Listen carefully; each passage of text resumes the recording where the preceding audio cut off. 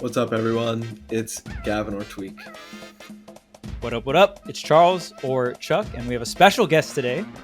Yeah. What up? It's EE or Chocolate Thunder, as they know me down in Mexico, baby. What's up, boys? What up, what up? I mean, unfortunate that Haz and Pink couldn't join us today. Pink being busy being a father, and then Haz got swamped with some last-minute work stuff. So, yeah, no Haz, no Pink, but we do have myself, Tweek, and the phenomenal EE. Do you still go by that? No, that name is dead and gone. It's but I would gone. like to say that I only agreed to come on here if Haz was not present. So this actually worked out amazingly that Hazmatt is busy with work. Okay, nice, whatever you want to call it. I tried to cover it up, man. Come on. I'm sorry, but I'm here. I'm feeling good. I appreciate the invite. 100 so episodes in, somebody finally DM'd me hey, you want to come on Tweek Talks? I said, hell yeah, I want to come on Tweek Talks, man. So let's get it. How was Delfino? Dude, so here's the thing about Delfino, okay? And I tried to make this clear when I talked about it last week. That community is so like legit, man. Like, you want to talk about hospitality and making you feel welcome just out of nowhere. It's amazing. And like the craziest thing is too, like a lot of the people who like came up and like wanted to like kind of chat a little bit or take a picture, like not everybody spoke English, and they would like have like the translator on their phone. I'm like, damn, like that's like legit. Like my ignorant ass don't know no Spanish, not anything, past like uno dos tres. But the fact that they made such an effort, I cannot tell you how much I appreciated that. The food was lit. The bars were lit. The mamacitas, you know what I'm saying? I'm not going too deep into that. Calm down. I'm just saying everything about that trip was amazing. And I hope to see both of you at the next Delfino Maza, man. Because I think you guys went to Smash Factory. You know Mexico's an amazing, amazing time. Yeah. Oh, yeah. We had a great time at Smash Factor. I'm assuming Delfino was a very similar experience as well. I know Delfino has a lot more like beach areas and stuff like that. So it could definitely hit that Hawaii itch for myself. But we had Shine this weekend. Really excited to talk about that. I know you're really excited to talk about that, Phil. Yeah. I don't know if you guys are familiar. I run my own little small podcast, Two Lights Out. Just no big deal, so tiny. But one of the founding members of said podcast actually won the final Shine. My boy Light took it home, the first Spacey to actually win a Shine. Believe it or not, I think that was just kind of like poetic justice. You know what I mean? Given the title of the event, and people are probably going to argue, it wasn't even a hard tournament. But beating Zomba, no easy task. Let's keep it a stack. We all know how good Zomba is.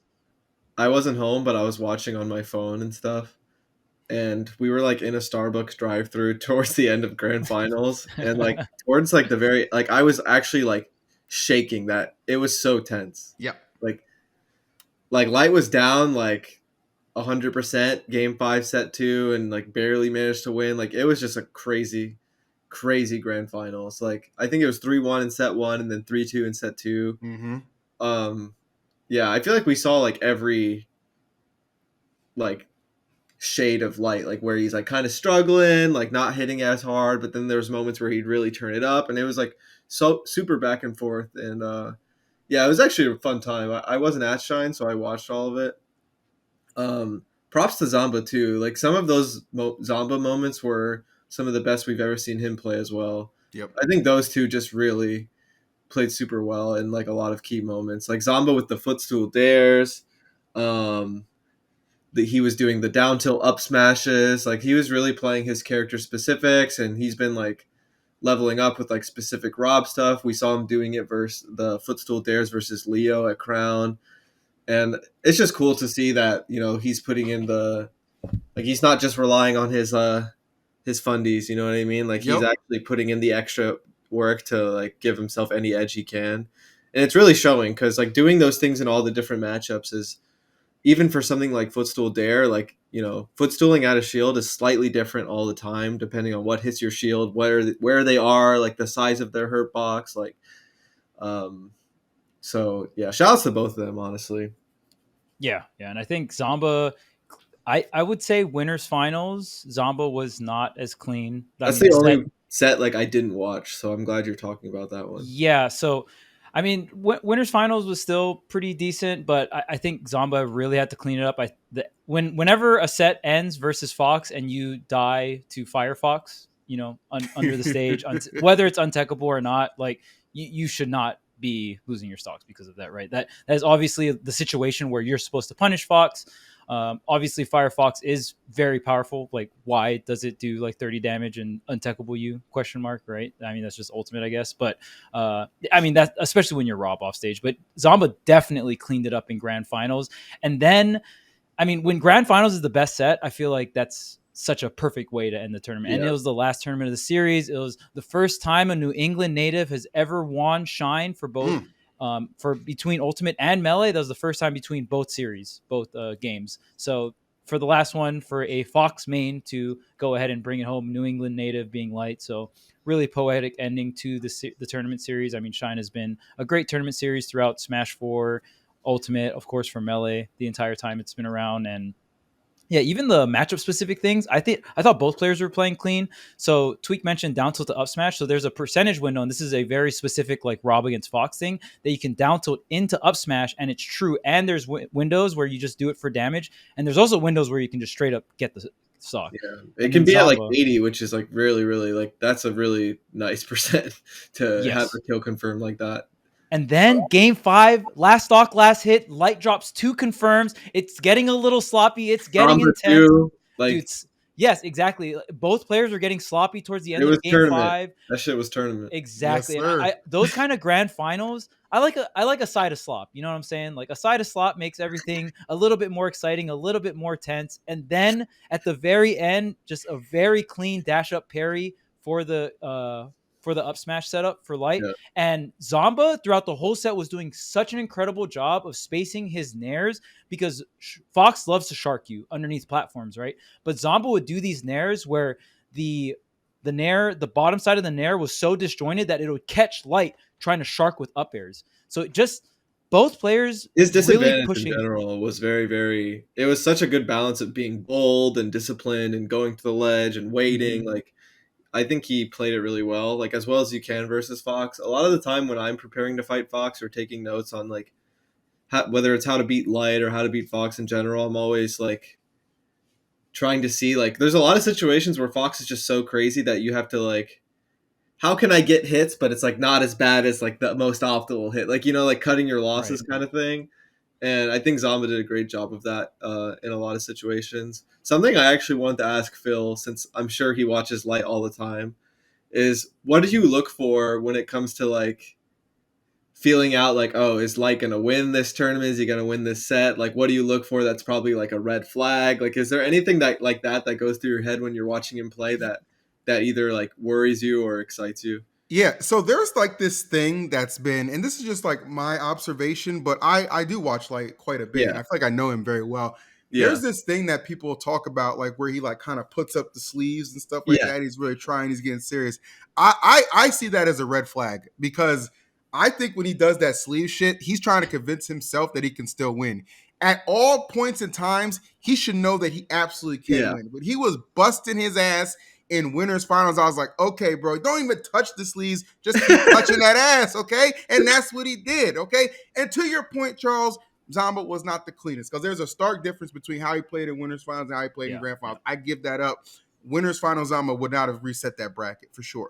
But Light to me just looked, even after he lost in the first set of grands, and he put his head down, I was like, okay. I was like, you're breathing in, you're taking a breath, you're assessing the situation, you know you're fine.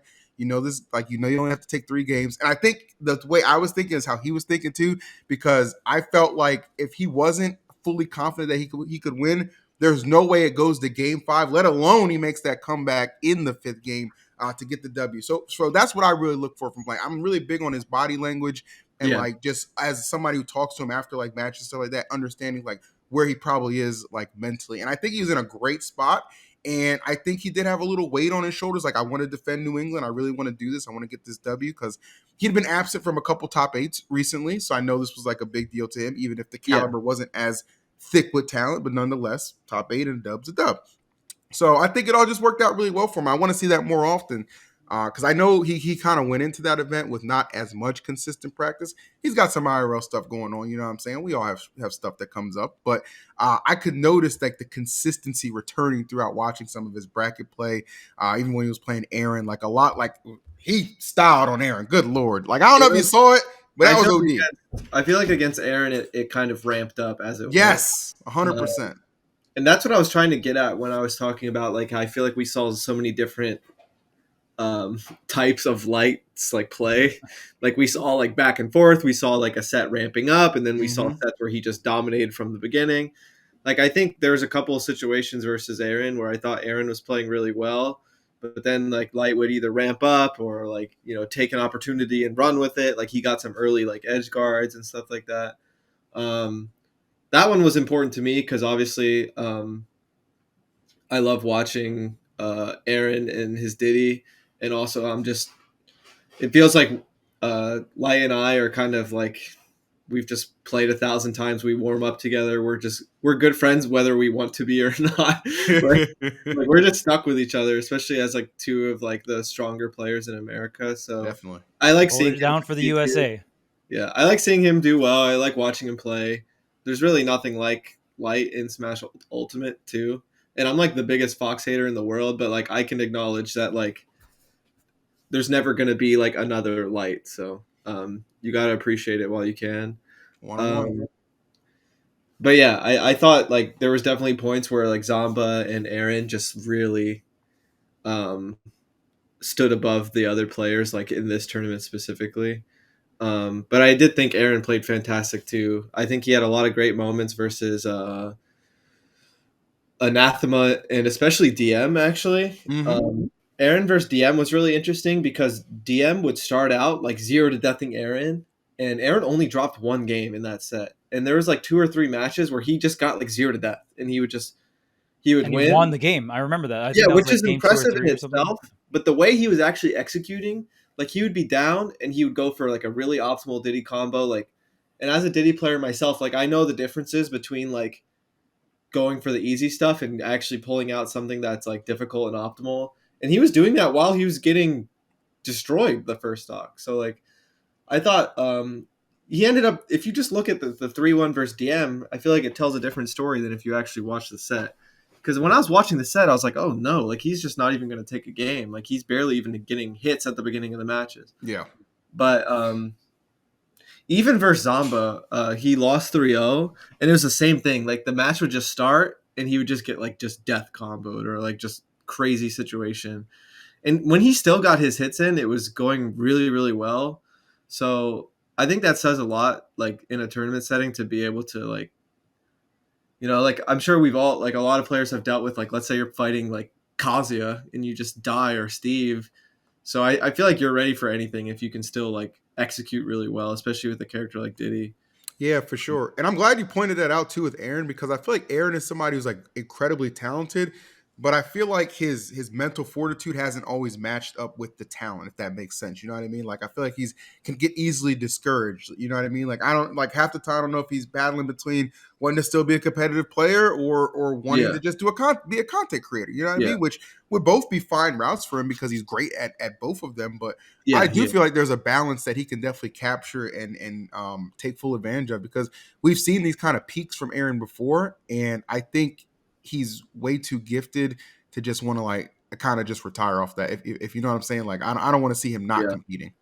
I loved watching him play because I feel like Diddy's a character where like a lot of the good players with Diddy, like they always bring something different. So like, you know, I learned a lot. We talked a bunch, especially like once he qualified for top 8 that night. We talked, and I feel like he's in a good spot. I feel like he's like been placing higher. He's been getting a lot of good wins every tournament. Like, yeah, I'm proud of him. He also lost a bunch of weight recently, which is really cool. I think he's talked about that a little bit on social media. So I just think he's doing really well, and you know I love that dude. So shouts to Aaron. 3rd place is nothing to sneeze at. We talked about Fox a little bit. Sorry, Light. Didn't mean to betray you a little bit, but that matchup was hard. So I like talking to Aaron about it. Because I have like, you know, on my phone, it's like just notes and notes and notes against Aaron. So not against Aaron, against Light and Fox specifically. So yeah, I thought the top 8 was really nice. There was also Stocktaker using Wolf and Sephiroth, which are some of my favorite characters. It's always cool to see Sephiroth in any sort of top 8 because that isn't easy too. DM's run to 4th was great too. Another New England native getting 4th he had place, a lot of crazy sets, a lot of crazy moments, like really run. He had a super comeback. Crazy comeback against Stocktaker. Yes, I think that was the one that stood out 3 the most. 3-1 at one point. Yes, he was getting dismantled. Yeah. And like that pop off he gave was much deserved. Like that crowd was behind him. Yeah, and I don't know how he stayed that composed, but my hat was off to him. If you watch the pop off too, I think he just immediately just exits the chair and just takes in the crowd. I don't even think he fist bumped Stocktaker. Dude, his controller just disappeared. Like he did not need that the sets. He does not need it anymore. Like not the magic trick. Poof. Yeah. And that's one of the interesting things about Sephiroth and his wing mechanic. If Sephiroth is winning too hard, he's never going to see that wing again. And sometimes when I'm beating people too hard, I'm like, wait. Maybe I should take some hits. Maybe I take a grab break. You like take a stock or two and you're like, oh no, actually, like I have to be honest for the rest of this game. Like super honest. Like that's always a weird situation to be in as Sephiroth. Because sometimes when you're getting destroyed, you're like, this is actually chill. Like, because when you get wing, you're gonna keep it like the whole game. Sometimes if you're actually getting bodied that hard, right? So that's really really interesting. Like, especially like I play the Sephiroth Ditto once in a while, and it's really weird in that scenario when like one Sephiroth player is like bodying the other, but then the other one gets wing for a super long time, and then all of a sudden like you lost the match.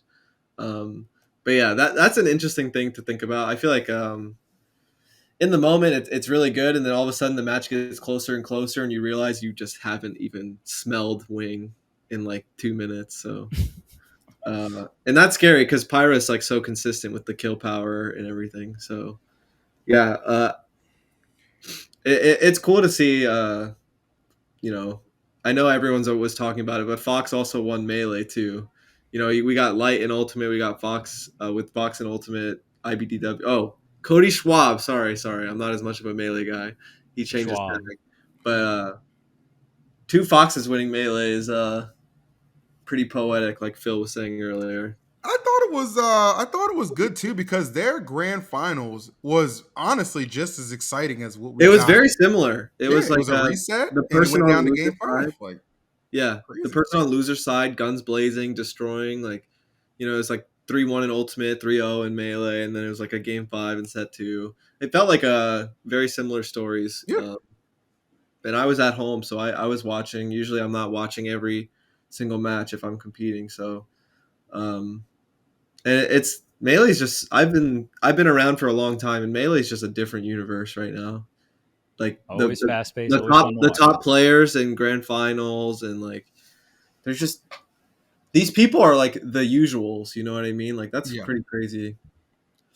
I'm noticing for Melee, it seems like you've got to become a lot more creative, like than it used to be. And like obviously, tech still is a big thing that you have to have. But like you watch that Zayn Cody match, you're just like that was just a lot of creative ish on both ends. You know what I mean? Like the fact that Cody clutched it out the way he did, very much deserved because.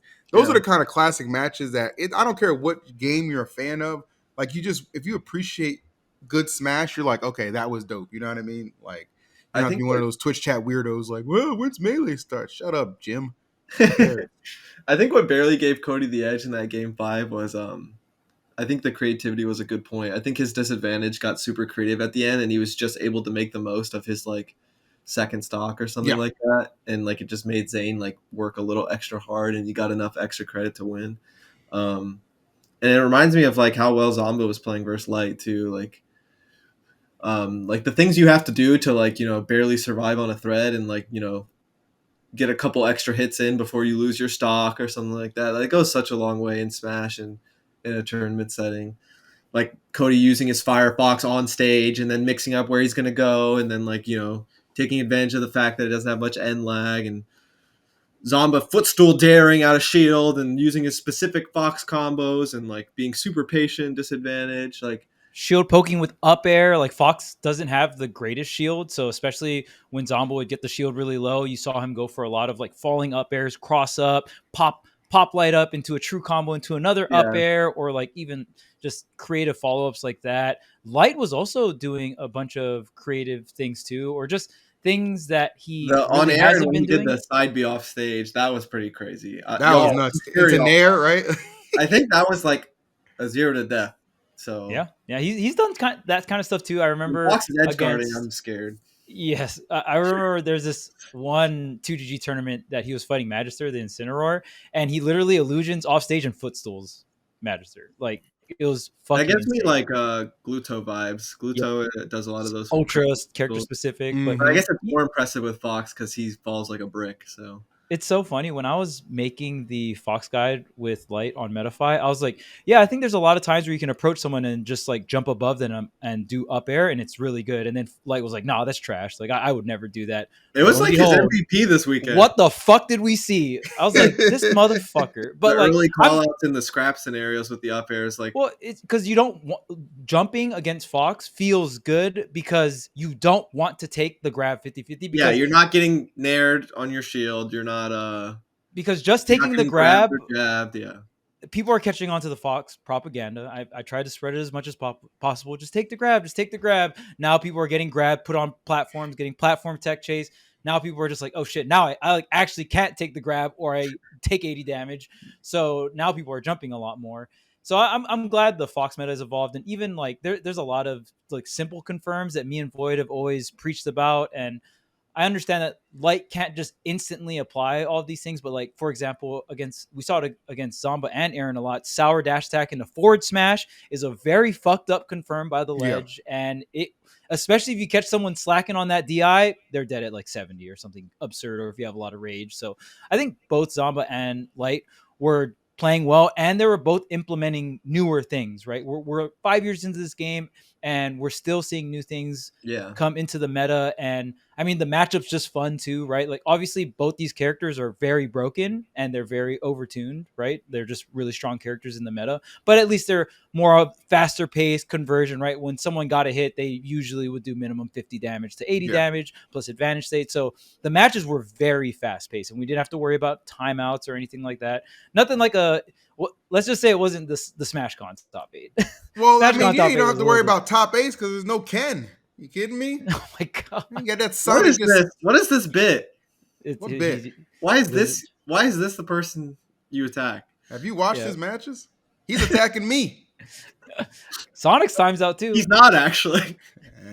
Sonic does. I mean, Sonic's will time out if he has to. That, actually, Sonic's times out less because his offense is stronger. Like Sonic's hits harder, so most like it doesn't always go to time. But Sonic's knows how to KO. He knows how to finish a stock. That's the difference. And I hate that. That's supposed to be the thing they don't do. Okay, so now we can talk about upcoming tournaments and how Europe is rigging these brackets. Tell him, what's up with that? Call him out. What's up with that? Yeah, Luigi against Light. Okay, and don't give me that stuff about I don't understand. We got translators, Jims. You're not getting away with it. Zomba versus Bayo.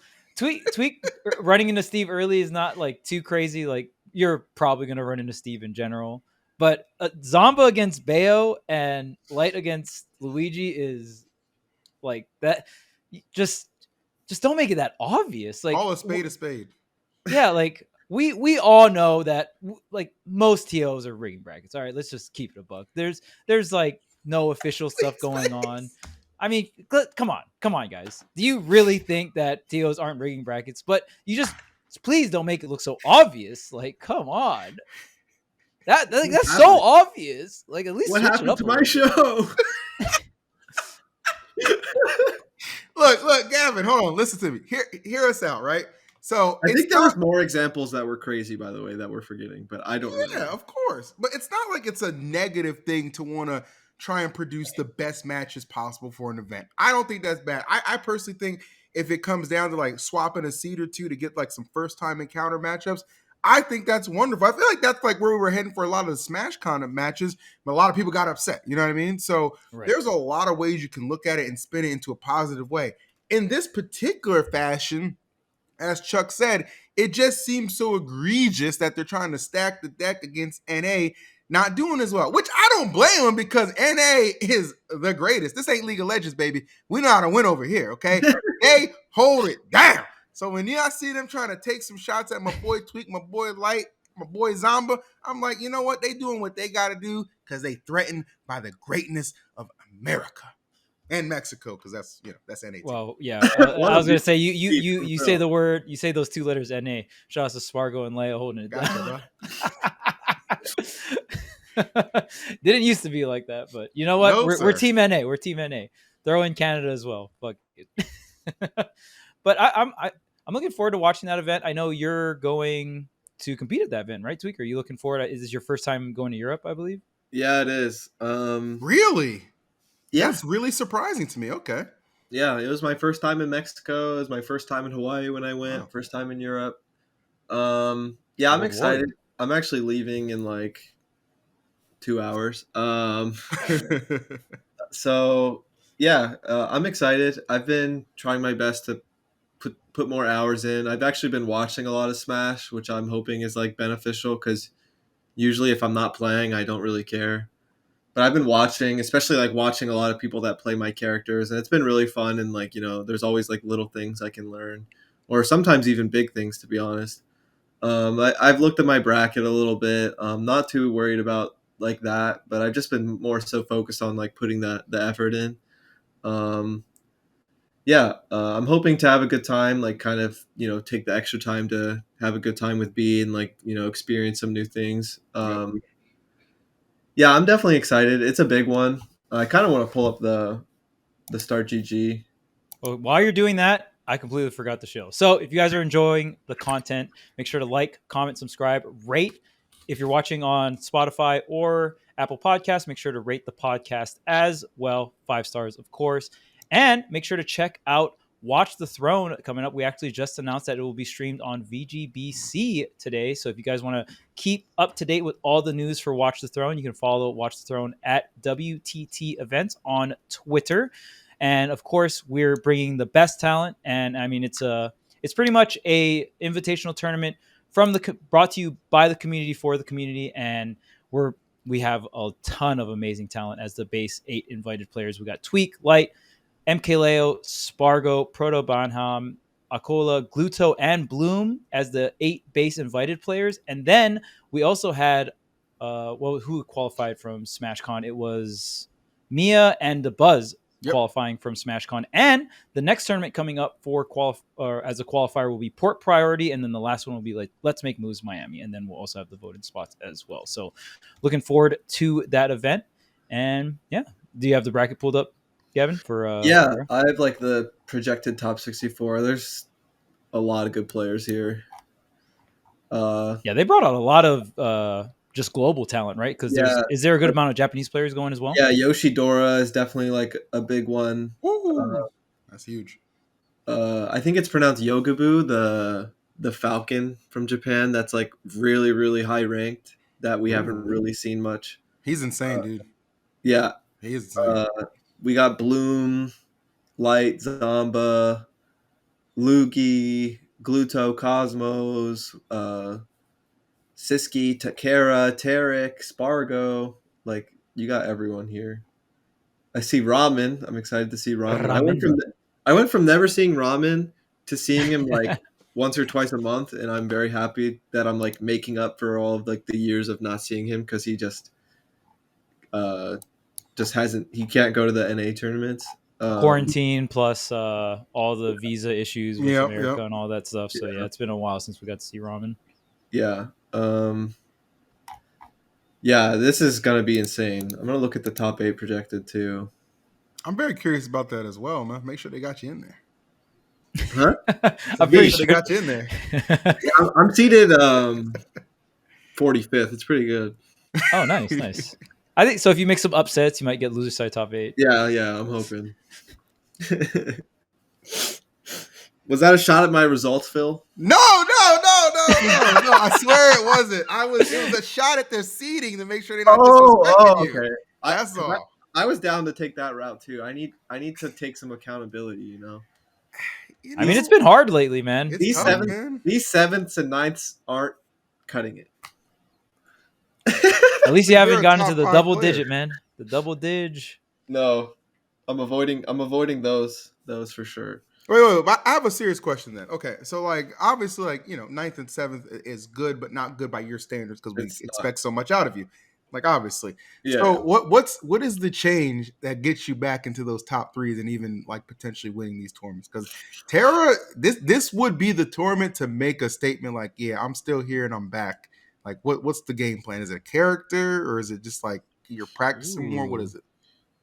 I think it's a little bit of everything. Like really putting the hours in. Like I recently went to like a local and everything, and my game plan was one to get more practice versus Steve because I just don't. And a lot of local tournaments will have like Steve players, but also to like be in tournament mode, to be in that like kind of fight or flight, like just like locked in kind of thing, like more often rather because like over the like for like many years now, usually if I'm competing, it's at like a big tournament and that's it. So I've been like putting more hours in practicing. I went to a local. I've been watching the game a lot more. But I think the biggest thing is like making smart decisions when I'm actually in these games. Like a lot of the sets I've lost, I felt like I just made some like silly decisions, whether it was character or something like that. Like I put myself in the losing matchups when I don't have to. And that's like always been a thing I do sometimes where I like kind of overthink things. So I think having the confidence to like, because I always think up these game plans and then I don't fully go through with them when I'm in the actual seat. Mm-hmm. Like actually going through with them would be really nice, win or lose, because I can actually get that ball rolling rather than just like always thinking about it and never going through with it. But something I always talk about, just as like a Diddy player, is I always want to go against like the Spargos and like the people in grand finals like Aquila. I feel like I always do well, but I'm not always making it to them. And I think you never know what type of crazy matchup you might run into as a Diddy player. So either being really flexible and being really prepared for everything with Diddy, or not being afraid to counterpick with my other characters is big, because it feels like every time I make it to these guys, like I do really well, but I just don't always make it to them. So that's basically my game plan. Nice. I also forgot to mention the Patreon episode today. We're going to be talking about the state of commentary with the phenomenal EE, or EEVSU, I should say. So obviously one of the most experienced commentators in the business. If you guys want to check out the Patreon episode or just our Patreon in general, that's the best way to support us. And there's many different tiers that you can check out. But the cheapest tier, you get to watch all the bonus content. So yeah, make sure I'm going to be talking some shit. We all love to hear it. And yeah, this current meta, it feels like I always like to view players like Tweek as toolbox characters. They like to have, or toolbox players, where they like to have this character that has a bunch of different options, and you can unlock a bunch of different options through tech, right? So you work a little harder. You have all these different tools for a bunch of little niche situations, right? And the toolbox gets wider and wider. And those kind of players really like that wide variety of options. But it feels like the current meta, you almost don't really want that. And I feel like Tweek can make that kind of stuff work, like the really wide toolbox when he gets to the really, really good players, because, or maybe the players that just get really far, maybe because he has more data on them, he watches them more, he studies their character more, right? But it's so hard when you have that wide variety of tools and you're going up against a new player for the first time. And it's like, oh, okay, but they play like this character. I'm kind of familiar with this character, but he has a different play style, a lot more safe. How do I apply all of these different niche things to this player or this play style, right? And I mean, when you look at characters like Game & Watch or Cloud and stuff like that, they're a little bit more on the simple side. That doesn't necessarily mean they're easier to play at top level. There's just less tools, so you can focus on other things that aren't like trying to apply all these different tools in a niche, right? Like you still have to be a really good player to make the simpler characters work. And I mean, even Steve to a certain point can be viewed as a little bit more simple, right? Like there is a bunch of tech, but as of that we're seeing right now, we're not seeing the Steves having to use the tech, right? So it's like, okay, get your block formations down and stuff like that. And then, Minecart and Anvil, when you look at those like very simple tools, like they're very strong and effective, right? So do you feel like the counter picking with simpler characters might kind of help you tone down the toolbox, if you will? Well, I think that's the hard part is I'm not counterpicking with simple characters. Is that like I'm counterpicking with like other difficult characters like Sephiroth. Um, he's definitely like simpler in a lot of ways than Diddy, but uh, it's kind of hard to explain. But yeah, like I mean, he has to be very precise. Like yeah, the game plan might be simple, but you have large hitboxes. Like the idea, like when you look at Pyra is the more activity you have on a hitbox and the more range you have, the more leniency you have on it, right? Sephiroth has the range, but the active frames aren't as much. So yeah. because the active frames aren't as much, you have to be so precise. That's A what lot makes of the it. time, I actually don't consider Sephiroth like a character with a lot of range. It's like he obviously does have a lot of range, but it's like more like a Belmont type of thing where it's like situationally he has a lot of range, and sometimes because the moves are more like stabbing rather than sweeping for some of them, like it's actually not, the range isn't where it matters or anything. Like there's like dead zones everywhere and all that stuff. So yeah, it is tough. And sometimes even when Sephiroth does better on paper, I prefer to go Diddy because I've played it more and I just like I trust in the consistency of Diddy Kong. Um, and Diddy Kong is definitely my best character as well.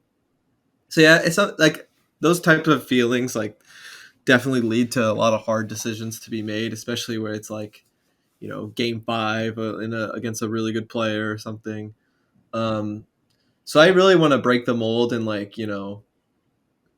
if I can do something in like a big bracket like this and feel like I did something that was bold yet made sense, like I would be really proud of that because a lot of the time I have regrets that I was like a little too afraid to do something outside of the norm.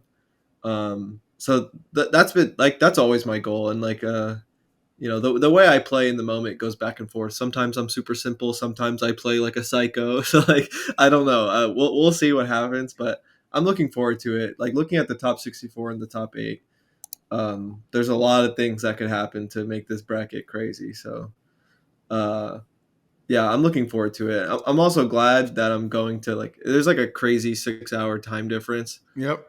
I'm going super early, so I have a few days to have some to relax and Adjust. prepare like physically. So Dude, I think that's the best thing to do. And real quick, just on your character thing, I just want to say this, Tweek.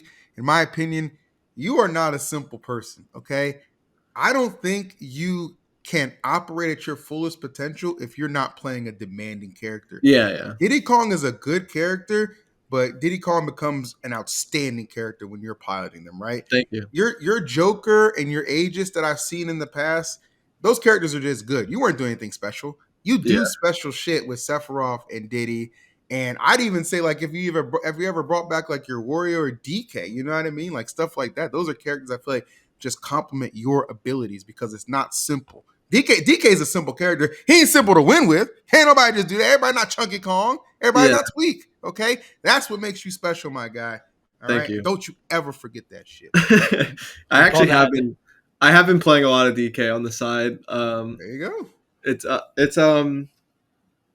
for SmashCon. I was actually like warming up like a lot of characters that I had played in the past. Like I warmed up some PT, some DK, some Wario, some Wolf, and I was just gonna try to like I was kind of inspired by Kameme, who's just never afraid to do what he thinks is right for Not at character all. selection.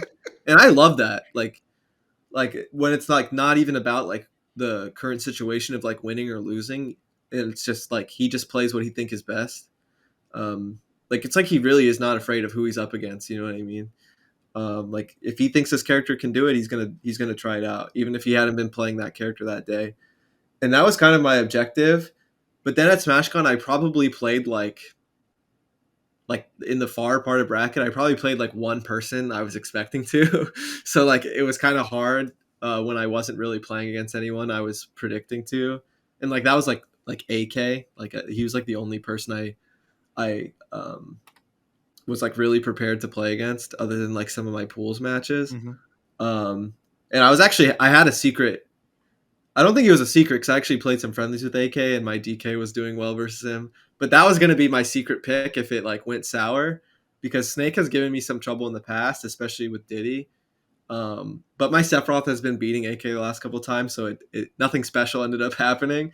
But yeah, like stuff like that, like I was gonna try to like have a really crazy game plan based on stages and what I'm up against and like winning or losing.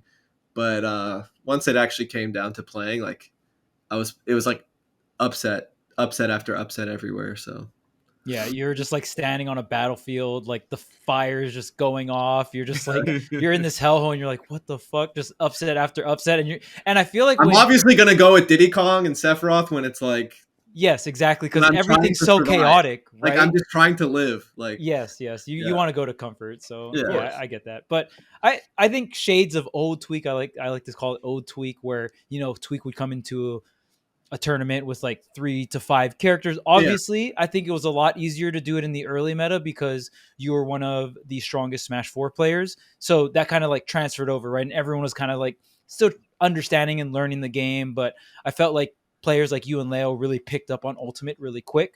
And you guys just kind of have I would pick up characters at the event because another top player would be like, "Yo, like you're really good with this character. You should play them." Yeah, Roy at fucking Gommel for grand finals. Yeah, that was the I remember that. It was more. So the very first Let's Make Moves, which was like, I don't even think it was 2019 yet. I think the game was brand new, and I was playing Crom and DK, and I was playing doubles with Cosmos, and I was using Wario in doubles just because like I've been playing Smash a while, and Wario is always like a doubles guy since Brawl. Yeah. And we won. Cosmos and I won doubles, and everyone, like all the good players in the venue, were like, "Bro, your Wario is crazy. Like, what are you doing? Like, not using him in singles?" So I just used him that tournament for like in singles for like as my priority for the first time. And like I just won the tournament. Like low key, they shouldn't have said that because I would have just stuck it out with DK and just like done like all right. You know what I mean? Yeah. I mean, I feel like especially in the beginning of the game, just previous players that were top players in the previous game, and I also think just you and Leo have extremely high Smash IQs. You know what I mean? Like you've been playing competitively for so long, and even when you started playing and intaking Smash information, you guys were really, really young, right? So you've just been intaking Smash information for so long at such a young age, and then in your teenage years already playing at a top level. So obviously your guys' Smash IQs are absolutely insane. But yeah, I just feel like obviously it's harder now, right? 4 or 5 years into the meta, it's hard to spread really thin, and then especially when you found Diddy Kong and it's something that you love to play so much, but it's so high in demand, it's just hard to play like 4 or 5 characters at that something point. That I don't even mind not being able to just like switch and do whatever I want, because I really appreciate where we are in this game, where like players have like all of like the little things down, and like you can't like do a lazy decision against anyone. You can't like just pick a random character and win. Like people are really, really playing as perfect as they can, and like they know their percents, they know their weird little combos on everyone. Like, and if you're gonna play like I did in the past, where it was just like I'll pick the matchup that makes sense and just like play like them. Yeah. Like I'll be creative, but I'm not gonna do some like training mode thing because I haven't put in the time. Like I'll do something weird, but I'm not gonna do something like weirdly optimal. You know what I mean? Like if you watch Light play with Fox, like this isn't something he could do if he just played every spacey or something like that, right? Like his Fox would only be so good. 100%. He'd cap himself. Yeah, and that's how I feel about myself with Diddy. Is like at some points it was kind of upsetting to be the player that like would be really good with everyone, but never like like master of none kind of thing. Right. And like Diddy kind of made me feel like an actual Smash Ultimate player, because like I was willing to go into training mode and do some weird stuff, and I liked the character enough to like not just switch off if something didn't go well. So, um, you know, if anything, I kind of admired those players, even though I didn't play like them, but I just didn't really have like the same passion for a specific character or anything. So Diddy Kong really helped me, like regardless of winning or losing, like it feels more at home to know, like no matter what situation pops up, like you've practiced everything 1,000 times. So You found the one. and Wario kind of helped with that too, because Wario, I definitely had that. Like, there's definitely characters I've played and characters I've played, and like Wario was like the first like situation where I was like really pushing the boundaries. But like with PT, it's weird. It feels like it's like iffy, like maybe yes, maybe no. Like it was a come and go character. Like a lot of like my characters I was playing because I just played them in the past, or everyone was saying they were like, I was just bodying my friends with Crom and they were like, this character's top 5, and I was like, oh, okay, and I would just do it. Like I did not care about the character at all. So like I don't have any regrets or anything. Like the game's been out for a while and I've played a little bit of everything. So yeah, for sure. Everything's been shaped at this point, and you know, like you said, you can't really embrace old strategies because the game's been solved to a certain level, and like degenerate strategies have not only been discovered, they've been embraced by a lot of people. yeah, So like they've you're been fighting a polished. completely Like different war now. a lot of playstyles have been so polished. Yeah. Like I'm not just gonna pick a random character versus a super good Steve player and just win with ease. Like I gotta study the weird scenarios, be super ready for anything. Like it's not even about playing the good matchup for me anymore, which is, you know, in a way like kind of relieving, because like it does lead to me overthinking less if I just know my character pool every time I go to a tournament, and it's not even about playing the right matchup or anything. It's like just pick the right matchup between these 2 or 3 characters. It's like, okay, makes my life a little easier and I can just focus on executing. But yeah, I know y'all are going to an event. Oh yeah, Pax West. It's Pax West. Going to be Is there exciting. an ultimate bracket, or is this just like it's interesting because so Nintendo has an event called Nintendo Live happening, and it's not inside of PAX West. It's separate from PAX West, to my knowledge, right, Phil? Yeah, it's its own event. Like it's happening obviously like side by side because people are obviously going to be in town anyway for PAX, so why not go ahead and take advantage of those numbers? But yeah, they are 2 separate events, which I'm excited for because I want to see how Nintendo does deliver like their own kind of almost custom type event in terms of like maybe like a tournament or whatever. It's more of a casual feel, obviously, but I think it's still going to be a really good time. They did a tournament over at Gamescom this past weekend, and I think Tera won that one as well, if I'm not mistaken. So I do know it seems like maybe they're kind of maybe putting their toe, not necessarily back into competitive play, but into some sort of offline, in-person tournament type events, which I think is only a good thing because I'm personally a big Nintendo fan, and I'm glad me and Charles are going to get to work together on one of those events. I think it's going to be awesome. Yeah, absolutely. I'm so excited. I've done a lot of things to make it possible so I can work a Nintendo event. So, you know, keep the Twitter clean. I even changed my tag from Korean to Charles, which did matter. So yes, they told him we can't hire a guy named Korean. What the hell do you think this is? It's been one of the three things on my commentary bucket list. So when I started commentating, I had 3 bucket lists, and I've completed 2 of them so far, but I didn't get the third one. So the first one I completed was commentate a summit. So first one was Summit 3 I commentated, which was super dope. Then the other one was commentate for Nintendo. So I'm about to check that one this coming weekend. And the third one, I thought I was going to get this one first, but it was to commentate Evo. I've never commentated at Evo. Smash Ultimate only had one Evo 2019, and I don't know if we're ever going to get another one, but I have been working and commentating other like fighting games. I've commentated like Guilty Gear, some Street Fighter 6 and stuff like that. So I'm slowly getting the resume built up for FGC. So I'm really excited. Hopefully I can get that last one checked off, but we'll see. I mean, at the end of the day, 2 out of 3, I'll take it. It's pretty good. Not bad. You're still winning. And it's, you know, what's interesting about Nintendo Live, or I mean, just kind of in-person activations in general. We used to have things like E3, and now we're not. Like E3 is just a thing of the past at this point, right? Quarantine happened, and then now we're not really having E3. Yeah. So it's interesting how these different companies are having their own announcements, right? Where it's like, okay, we'll just announce things online, or maybe they have their own live activation and stuff like that. So I don't know if Nintendo Live is going to have any announcements or anything like that, but we could very much see an announcement at Nintendo Live. That would be super cool. And it would be really cool if Nintendo had their own kind of like an E3 but it's just Nintendo, and like people can come down. There's a bunch. If you've never been to an E3, it's so dope. Like the last E3 I went to, they had like a Luigi Mansion thing, like a whole setup. It looked like an actual mansion. You'd go inside, try the demo out. I tried the demo for Sword and Shield, and I was like in a Pokemon gym, and it was like a whole. Oh, you it was, told me about that, dude. yeah. It was so cool. fucking cool. They Okay. had like one of the Link games came out, the one with the giant egg. What was it called? Link's Awakening. So they had the remake for that, and they had this whole area that was. Who calls it a Link game? Whatever, bro. That's the name of the character, man.